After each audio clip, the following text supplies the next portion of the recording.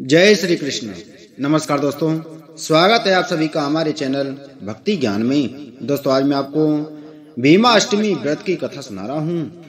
माह के शुक्ल पक्ष की अष्टमी को प्रतिवर्ष भीमा अष्टमी के रूप में मनाया जाता है। इस दिन भीष्म पितामह ने अपने शरीर को छोड़ा था, इसलिए यह दिन उनका निर्वाण दिवस भी है। माह के शुक्ल पक्ष की अष्टमी को भीम अष्टमी कहते हैं। इस दिन को भीष्म तर्पण दिवस भी कहते हैं। धार्मिक मान्यताओं के अनुसार इस दिन भीष्म पितामह ने अपने प्राण त्याग दिए थे और तब उनका तर्पण किया गया था। इस दिन व्रत रखने व पूजा करने से निसंतान दंपतियों को गुणवान संतान की प्राप्ति होती है।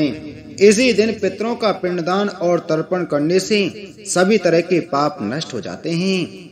जो व्यक्ति माघ शुक्ल अष्टमी को भीष्म के निमित्त तर्पण जलदान आदि करता है, उसे हर तरह के पापों से मुक्ति मिल जाती है। इस कथा के अनुसार भीष्म पितामह का असली नाम देवव्रत था। वे हस्तिनापुर के राजा शांतनु की पटरानी गंगा की कोख से उत्पन्न हुए थे। एक समय की बात है, राजा शांतनु शिकार खेलते खेलते गंगा तट के पार चले गए। वहां से लौटते वक्त उनकी भेंट हरिदास केवट की पुत्री मत्स्यगंधा सत्यवती से हुई। मत्स्यगंधा बहुत ही रूपवान थी। उसे देखकर शांतनु उसके लावण्य पर मोहित हो गए।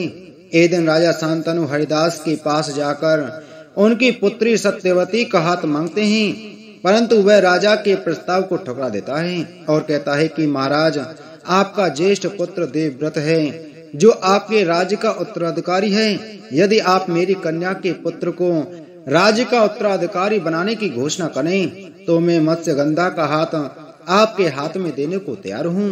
परंतु राजा शांतनु इस बात को मानने से इनकार कर देते हैं। ऐसे ही कुछ समय बीत जाता है, लेकिन वे सत्यवती को भुला नहीं पा रहे थे और दिन रात उसकी याद में ही लगे रहते थे। यह सब देखकर एक दिन देवव्रत ने अपने पिता से उनकी व्याकुलता का कारण पूछा। सारा वृतांत जानने पर देवव्रत स्वयं केवट हरिदास के पास गए और उनकी जिज्ञासा को शांत करने के लिए गंगा जल हाथ में लेकर शपथ ली कि मैं आजीवन अविवाहित ही रहूंगा। देवव्रत की इसी कठिन प्रतिज्ञा के कारण उनका नाम भीष्म पितामह पड़ा। तब राजा शांतनु ने प्रसन्न होकर अपने पुत्र को इच्छित मृत्यु का वरदान दिया। महाभारत के युद्ध में सरसैया पर लेटने के बाद भी भीष्म प्राण नहीं त्यागते हैं। भीष्म के सरसैया पर लेट जाने के बाद युद्ध और 8 दिन चला और इसके बाद भीष्म मैदान में अकेले लेटे रहे। वे सूर्य के उत्तरायण होने का इंतजार करते रहे और जब सूर्य मकर संक्रांति के दिन उत्तरायण हो गया तब वे माघ माह का इंतजार करते हैं। और माघ माह में भी शुक्ल पक्ष की अष्टमी को उन्होंने देह छोड़ने का निर्णय लिया। भीष्म यह भली भांति जानते थे कि सूर्य के उत्तरायण होने पर प्राण त्यागने पर आत्मा को सदगति मिलती है और वे पुनः अपने लोक जाकर मुक्त हो जाएंगे।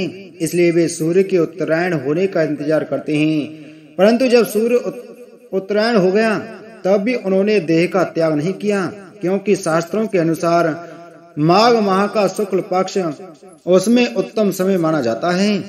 बाद में सूर्य के उत्तरायण होने पर माघ माह के आने पर युधिष्ठिर आदि सगे संबंधी पुरोहित और अन्य लोग भीष्म के पास पहुंचते हैं। उन सबसे पितामह ने कहा कि इस सरसैया पर मुझे 58 दिन हो गए हैं। मेरे भाग्य से माघ महीने का शुक्ल पक्ष आ गया। अब मैं शरीर त्यागना चाहता हूँ। इसके पश्चात उन्होंने सब लोगों से प्रेम पूर्वक विदा मांगकर शरीर त्याग दिया। सभी लोग भीष्म को याद कर रोने लगे।